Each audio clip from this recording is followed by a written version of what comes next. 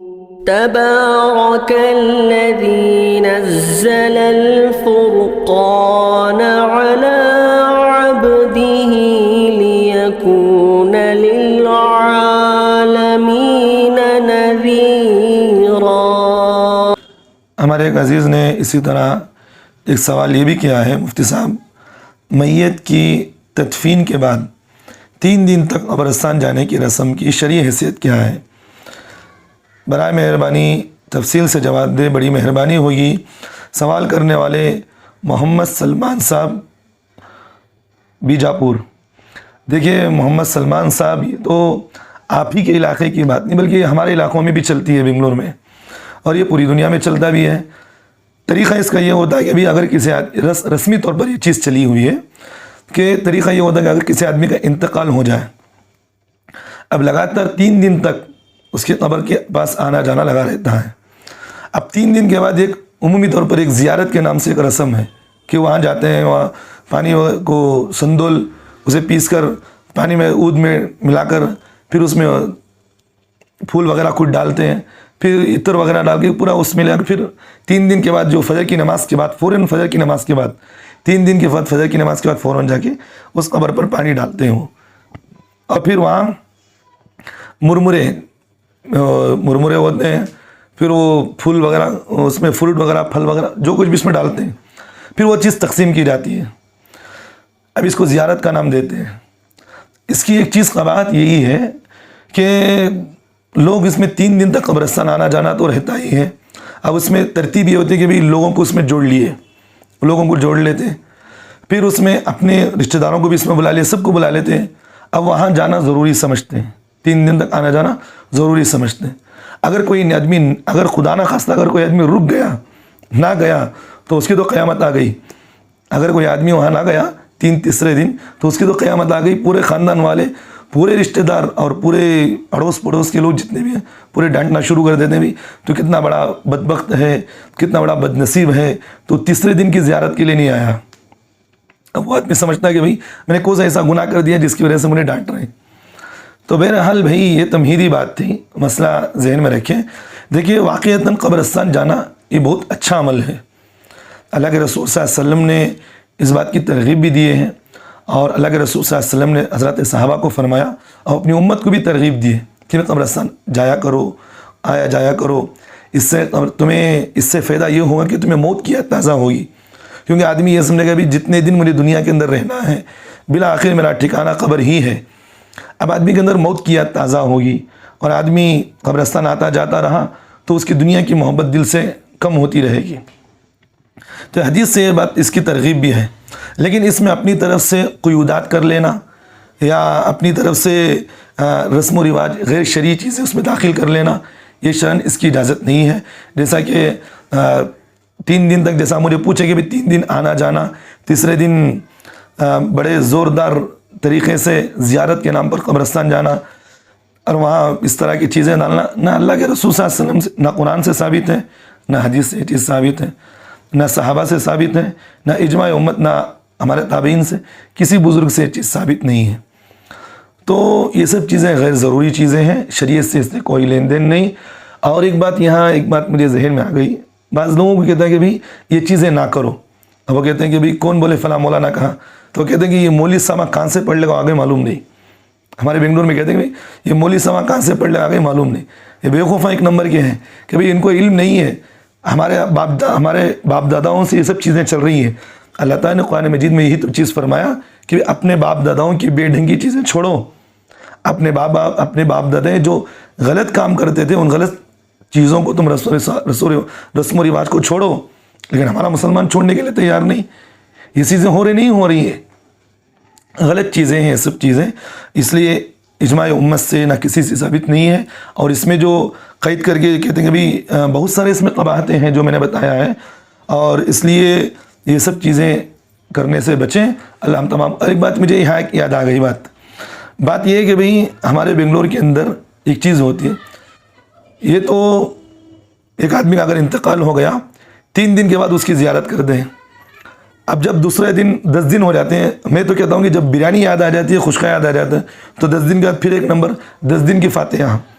اب پھر اس کی 12 دن کی فاتحہ ہوتی ہے، 20 دن کی فاتحہ ہوتی ہے، 25 دن کی، 30 دن کی فاتحہ ہوتی ہے، پھر اس کے بعد 35 دن کی فاتحہ ہوتی ہے، پھر آخری میں 40 دن کی ایک فاتحہ ہوتی ہے۔ اب میں تو کہتا ہوں کہ جتنے دن یہ فاتحہ فاتحہ فاتحہ نام رکھتے ہیں، یہ بے وقوف وہی لوگ ہوتے ہیں جن کو بریانی کی خواہش زیادہ ہوتی ہے۔ اب کھانے والے کون؟ وہی گھر کے لوگ ہیں، اور کھانے والے کون؟ کوئی باہر کا غریب آدمی داخل نہیں ہوتا، وہی بے وقوف لوگ پڑھا رہے ہیں، وہی آدمی کھا رہے ہیں۔ فائدہ کیا ملا اس سے؟ کوئی بات سمجھ میں ہے کہ نہیں ہے؟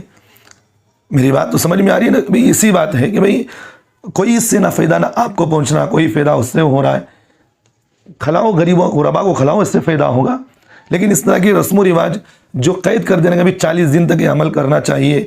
بعض لوگوں کو میں نے دیکھا کہ 40 دن تک وہ گھروں میں غریب لوگوں کے گھروں میں روٹیاں بھیجتے ہیں فلاں مردے کے نام سے۔ اس طرح کی چیزیں جتنے بھی ہیں بدعت ہیں، نہیں کرنا چاہیے۔ ایک بات مجھے یہاں یہ بھی یاد آ گئی، ہمارے بنگلور کے اندر میں نے خود دیکھا کہ 40 دن کے بعد وہ ایک کام یہ کرتا ہے، بہت بہترین کام ہے وہ۔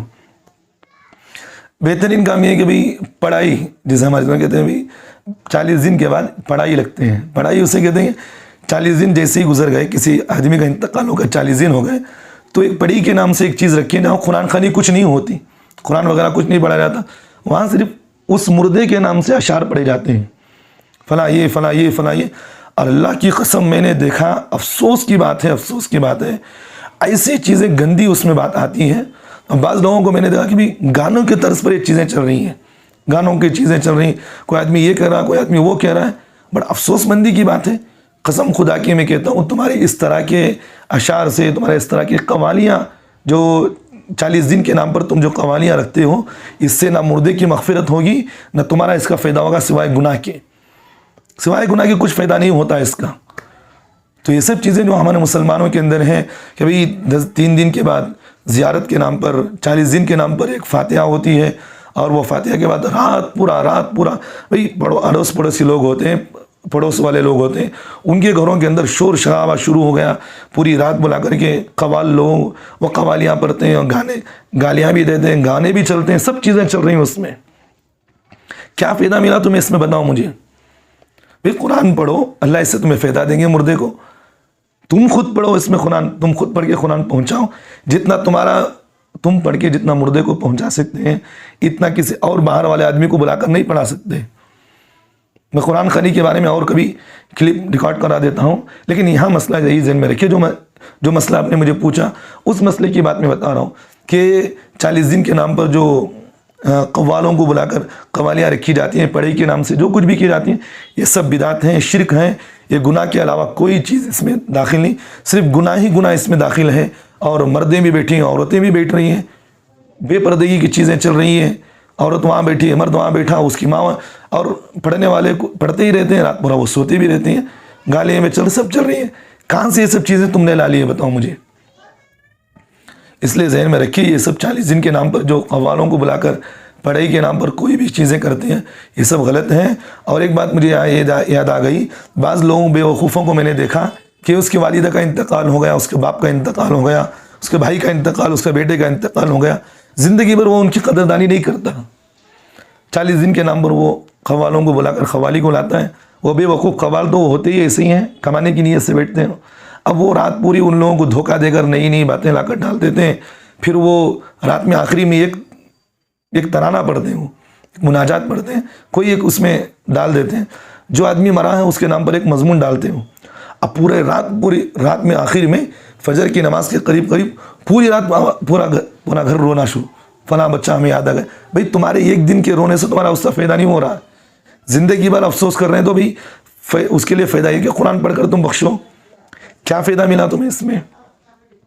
اب بولنے سے کہہ دیں گے فلاں مولائیں آ گئے، فلاں ملا نے آ گئے، ان لوگوں کو معلوم نہیں، یہ جدید پڑے ہوئے ہیں، ان کی باتوں کو نہ مانو۔ بھئی یہی تو باتیں کفار مکہ کے اندر تھیں۔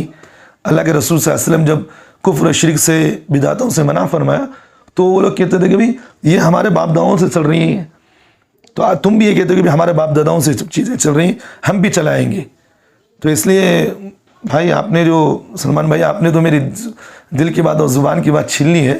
تو یہ بات میں بہت دن سے میں یہ سب چیزیں نوٹ کرتا ہوں، بہت دنوں سے میں یہ چیزیں دیکھ رہا ہوں کہ بھئی آج سمجھاؤں، کل بولوں، آج بولوں۔ تو خیر آپ نے مجھے یہ سوال پوچھ ہی لیا ہے، تو اس لیے اللہ کے رسول صلی اللہ علیہ وسلم کی ایک حدیث مجھے آخری میں مجھے یاد آ گئی، جس صحیح بخاری کی روایت ہے، جس کے راوی حضرت ام عائشہ صدیقہ رضی اللہ عنہ ہیں۔ فرماتے ہیں کہ اللہ کے رسول صلی اللہ علیہ وسلم نے فرمایا من احدث فی امرنا ھذا ما لیس فیہ فہو رد. کیا بہترین حدیث ہے. یہ 40 دن یہ چھلے وغیرہ جو کچھ بھی خوال کو بلا کر یہ چیزیں جو کرتے ہیں نا, یہ ان لوگوں کے لیے حدیث اللہ کے رسول نے آج سے 1400 سال پہلے بتا دی ہے. اللہ کے رسول صلی اللہ علیہ وسلم نے فرمایا من احدث فی امرنا ھذا ما لیس فیہ فہو رد. جو آدمی ہمارے دین کے اندر جو چیز نہیں تھی وہ چیز کو داخل کر لیا, حالانکہ وہ شریعت کے اندر ہے ہی نہیں. نہ معتبر علماء نے کبھی زندگی میں اس بات کی ترغیب دیے ہیں. میں بدعتی علماء کی بات نہیں کرتا, رضا خانیوں کی, وہ تو پیٹ پالنے والے ہی ہیں. یہ بریلی مسلک کے جتنے بھی پیٹ پالو مولیاں ہیں, میں ان لوگوں کی بات نہیں کر رہا ہوں. میں بات ان لوگوں کی کر رہا ہوں کہ جو معتبر ہمارے اہل سنت والجماعت احناف دیوبند کے جو علماء ہیں, جن کے چہرے پر اللہ نے ایک نورانیت رکھی ہے, جن کے علم پر دنیا کے بڑے سے بڑے دعوے داروں نے ان کے سامنے ٹھوکر کھائی ہے, ان کے پیروں کے سامنے جو ہے جھک کر بیٹھے ہیں.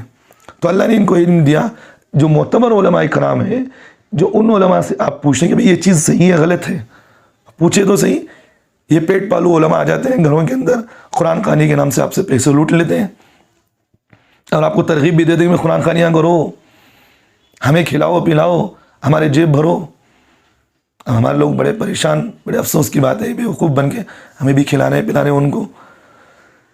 تو خیر بات بڑی لمبی ہو گئی تفصیل سے.